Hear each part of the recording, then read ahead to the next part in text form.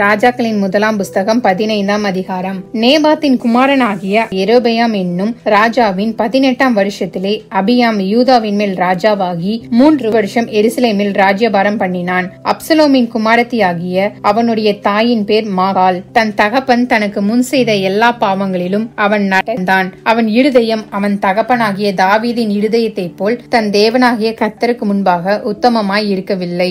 ஆனாலும் தாவீதின் நிமித்தம் அவனுடைய தேவனாகிய கர்த்தர் அவனுக்கு பிற்பாடு அவன் குமாரனை எழும்ப பண்ணுகிறதினாலும் எருசலேமை நிலை நிறுத்துகிறதினாலும் அவனுக்கு எருசலேமில் ஒரு விளக்கை கட்டளையிட்டு வந்தார். தாவீது ஏத்தியனாகிய உரியாவின் சங்கதி ஒன்று தவிர கர்த்தர் தனக்கு கட்டளையிட்டதிலே தான் உயிரோடு இருந்த நாளெல்லாம் ஒன்றையும் விட்டு விலகாமல் அவர் பார்வைக்கு செம்மையானதை செய்து வந்தான். ரெகொபெயாமுக்கும் யெரொபெயாமுக்கும் அவர்கள் இருந்த நாட்களில் எல்லாம் யுத்தம் நடந்து கொண்டிருந்தது. அபியாமின் மற்ற வர்த்தமானங்களும் அவன் செய்தவை யாவும் யூதாவுடைய ராஜாக்களின் நாளாகம புஸ்தகத்தில் அல்லவோ எழுதியிருக்கிறது. அபியாமுக்கும் யெரொபெயாமுக்கும் யுத்தம் நடந்து கொண்டிருந்தது. அபியாம் தன் பிதாக்களோடே நித்திரை அடைந்த பின் அவனை தாவீது நகரத்தில் அடக்கம் பண்ணினார்கள். அவன் குமாரனாகிய ஆசா அவன் ஸ்தானத்தில் ராஜாவானான். இஸ்ரவேலின் ராஜாவாகிய யெரொபெயாமின் 20ஆம் வருஷத்திலே ஆசா யூதாவின் மேல் ராஜாவாகி 41 வருஷம் எருசலேமில் ராஜ்யபாரம் பண்ணினான். அப்சலோமின் குமாரத்தியாகிய அவனுடைய தாயின் பேர் மாகாள்.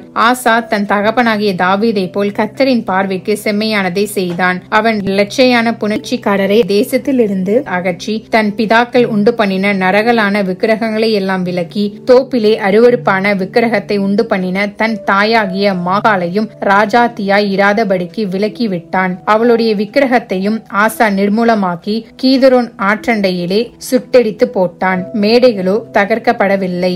ஆனாலும் ஆசா உயிரோடு இருந்த நாளெல்லாம் அவன் இருதயம் கர்த்தருடைய உத்தமமாய் இருந்தது. தன் தகப்பனும் தானும் பரிசுத்தப்படுத்தும்படி நேர்ந்து கொண்ட வெள்ளியையும் பொன்னையும் பனிமுட்டுகளையும் அவன் கர்த்தருடைய ஆலயத்திலே கொண்டு வந்தான். ஆசாவுக்கும் இஸ்ரவேலின் ராஜாவாகிய பாஷாவுக்கும் அவர்களுடைய நாட்களில் எல்லாம் யுத்தம் நடந்து கொண்டிருந்தது. ஒருவரும் யூதாவின் ராஜாவாகிய ஆசாவின் இடத்தில் போக்குவரத்தாய் இராதபடிக்கு இஸ்ரவேலின் ராஜாவாகிய பாசா யூதாவுக்கு விரோதமாக வந்து ராமாவை கட்டினான். அப்பொழுது ஆசா கர்த்தருடைய ஆலயத்தின் பொக்கிஷங்களில் மீதியான எல்லா வெள்ளியையும் பொன்னையும் ராஜாவின் அரண்மனையின் பொக்கிஷங்களையும் எடுத்து அவைகளை தன் ஊழியக்காரர் கையிலே தமஸ்குவில் வாசமாய் இருக்கிற எசியோனின் மகனாகிய தப்ரிமோனின் குமாரன் பெனதாத் என்னும் சீரியாவின் ராஜாவுக்கு கொடுத்தனுப்பி, எனக்கும் உமக்கும் என் தகப்பனுக்கும் உம்முடைய தகப்பனுக்கும் உடன்படிக்கை உண்டே. இதோ உமக்கு வெகுமதியாய் வெள்ளியையும் பொன்னையும் அனுப்புகிறேன். இஸ்ரவேலின் ராஜாவாகிய பாஷா என்னை விட்டு விலகி போகும்படிக்கு நீர் வந்து அவனோடே செய்த உடன்படிக்கையை தள்ளி போடும் என்று சொல்ல சொன்னான். பெனதாத் ராஜாவாகிய ஆசாவுக்கு செவி கொடுத்து தனக்கு உண்டான சேனாபதிகளை இஸ்ரவேலின் பட்டணங்களுக்கு விரோதமாக அனுப்பி ஈயோனையும் தானையும் பெத் மாக்கா என்னும் ஆபேலியும் கின்னரோத் அனைத்தையும் நப்தலியின் முழு தேசத்தோடும் கூட முறியடித்தான். பாஷா அதை கேட்டபோது ராமாவை கட்டுகிறதை விட்டு திர்சாவில் இருந்து விட்டான். அப்பொழுது ராஜாவாகிய ஆசா யூதா எங்கும் ஒருவரும் தப்பாமல் எல்லாரும் போய் பாஷா கட்டின ராமாவின் கற்களையும் அதன் மரங்களையும் எடுத்து வர பறைமுறை இடுவித்து அவைகளினால் பென்யமின் கோத்திரத்தில் உள்ள கேபாவையும் மிஸ்பாவையும் கட்டினான். ஆசாவின் மற்ற எல்லா வர்த்தமானங்களும் அவனுடைய எல்லா வல்லமையும் அவன் செய்தவை யாவும் அவன் கட்டின பட்டணங்களின் வரலாறும் யூதாவுடைய ராஜாக்களின் நாளாகம புஸ்தகத்தில் அல்லவோ எழுதியிருக்கிறது. அவன் முதிர் வயதான காலத்தில் அவனுடைய கால்களில் வியாதி கண்டிருந்தது.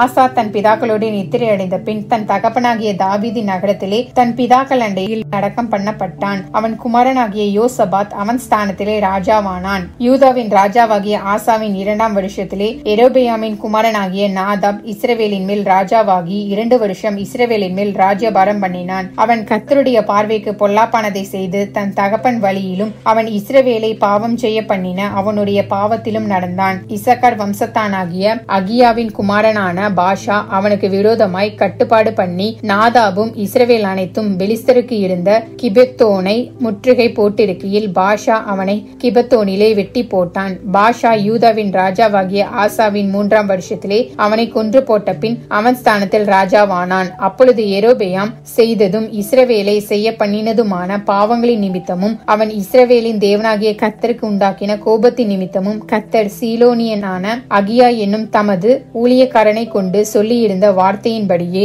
அவன் ராஜாவான பின் அவன் யெரொபெயாமின் வீட்டாரை எல்லாம் வெட்டி போட்டான். யெரொபெயாம் எரோபெயாமுக்கு இருந்த சுவாசமுள்ளதொன்றையும் அவன் அழிக்காமல் விடவில்லை. நாதாபின் மற்ற வர்த்தமானங்களும் அவன் செய்தவையாவும் இஸ்ரவேல் ராஜாக்களின் நாளாகம புஸ்தகத்தில் அல்லவோ எழுதியிருக்கிறது. ஆசாவுக்கும் இஸ்ரவேல் ராஜாவாகிய பாஷாவுக்கும் அவர்கள் நாட்களில் எல்லாம் யுத்தம் நடந்து கொண்டிருந்தது. யூதாவின் ராஜாவாகிய ஆசாவின் 3ஆம் வருஷத்திலே அகியாவின் குமாரனாகிய பாஷா இஸ்ரவேல் அனைத்தின் மேலும் திர்சாவிலே ராஜாவாகி 24 வருஷம் ஆண்டு கர்த்தரின் பார்வைக்கு பொல்லாப்பானதை செய்து எரோபெயாமின் வழியிலும் அவன் இஸ்ரவேலை பாவம் செய்ய பண்ணின அவனுடைய பாவத்திலும் நடந்தான் என்பதே. ஆமேன்.